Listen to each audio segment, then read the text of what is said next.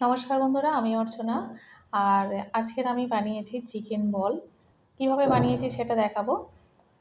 যেমন সুন্দর খেতে হয়েছিল তেমন মুচমুচে। দেখেই বুঝতে পারছেন কতটা টেস্টি হয়েছে। দেখাবো কিভাবে বানিয়েছি।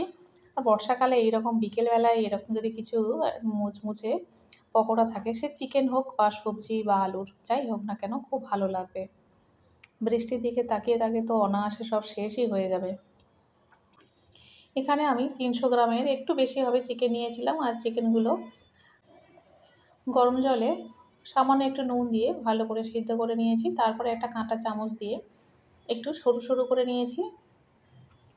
আর এর মধ্যে দিয়ে দিচ্ছি ধনেপাতা কুচি, নুন, হলুদ ১ চামচ, লাল লঙ্কার গুঁড়ো ১ চামচ দিয়ে দিচ্ছি। ১ চামচ গুঁড়ো মশলা দিচ্ছি। গুঁড়ো মশলাটা হচ্ছে অনেক কিছু মশলা দিয়ে এটা বানিয়েছি। যেমন জিরে, ধনে, লাল লঙ্কা, লাল শুকনো লঙ্কা, আর দারচিনি, এলাচ, লবঙ্গ দিয়েছি। আর গোলমরিচ দিয়ে ড্রাই রোস্ট করে নিয়েছি। তারপর একটা পাউডার বানিয়ে নিয়েছি, সেটা দিয়ে দিয়েছি। আর গরম মশলা দিলাম অর্ধেক চামচ, দিয়ে এটা ভালো করে মেখে নিচ্ছি। হ্যাঁ, বলা হয়নি বা দেখানো হয়নি, আদা রসুন বাটা মিলিয়ে ১ চামচ দিয়েছিলাম। আর এখানে একটু চাট মশলা দিলাম, দিয়ে খুব ভালো করে মেখে নিয়েছি সিদ্ধ আলু দিয়ে। খুব ভালো করে এটা মেখে নিয়েছি। তারপরে হাতে একটু সর্ষের তেল দিয়ে এগুলো একটু গোল গোল করে বলের আকারে বানিয়ে নিচ্ছি। শেপটা লম্বাও হতে পারে বা বলের আকারে বানালেও যেটা খুশি সেটা বানিয়ে নেওয়া যেতে পারে। আমি গোল গোল করে বানিয়ে নিয়েছি, খুব ভালো দেখতে লাগবে। আর এখানে সরাসরি ব্রেড ক্রাম্বসের মধ্যে দিয়ে এটা বানিয়ে নিচ্ছি। এখানে আলাদা করে আর ডিমের ব্যবহার করিনি। ডিমের সঙ্গে একটু কোট করে নিলে ভালো হতো, সেটা আর করিনি। এটা এমনিও হয়ে যাবে। দেখুন কেমনভাবে বানাই।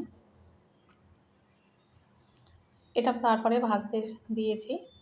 প্রথমে কয়েকটা ভেজে নিচ্ছি, তারপর বাকিগুলো ভেজে নেব। কত তাড়াতাড়ি হয়ে গেল দেখুন।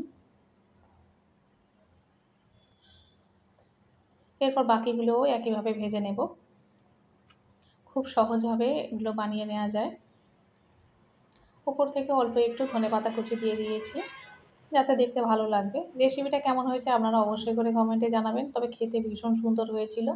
খুব সহজভাবে বানানো যায়, আর আমি দেখিয়েছি কত সহজভাবে বানিয়েছি। ভেতরটা বেশ নরম আছে, আর অসাধারণ খেতে সুন্দর হয়েছিল। আমি অর্চনা, আপনারা দেখছেন অর্চনার সহজ রান্না। অবশ্যই করে লাইক, শেয়ার এবং সাবস্ক্রাইব করবেন। দেখা হবে আবার পরের ভিডিওতে।